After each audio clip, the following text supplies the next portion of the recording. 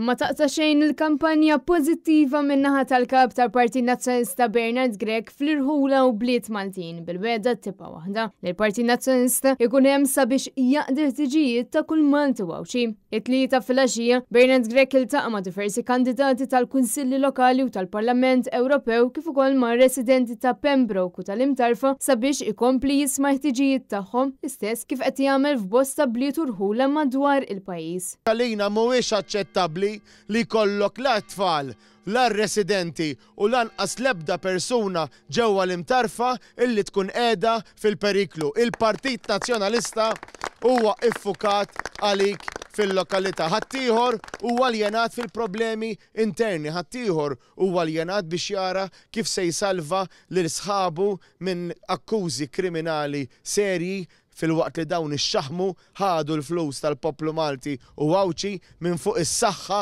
propju tal-Maltin u ta' l-Awċin. Bernard Grech qal li l-Partit Nazzjonalista għandu pjanċar għal problemi li n-nies jesperjenzaw ta' kuljum fosthom l-għoli tal-ħajja u traffiku.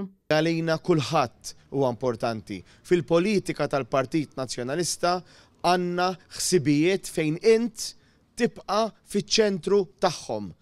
Għalhekk aħna dedikati għalik, għalhekk naħdmu għalik. Bil-vot tiegħek fit-8 ta' Ġunju inti ser tkun qed tagħmel għażla. Jew ħataħdem u tagħti l-vot għalik u għal Malta tiegħek u għal lokalità tiegħek, jew inkella se tagħti vot lil ftit li jridu jibqgħu jagħmlu li jridu bi flusna, bil-proprjetà tal-poplu Malti, pajjiżna u b'isem pajjiżna. Il-kap tal-Partit Nazzjonalista fakkar fl-importanza li kull persuna toħroġ tivvota fit-8 ta' Ġunju sabiex ma nibqgħux nesperjenzaw il-ħsara li qed jagħmel il-Gvern Laburista.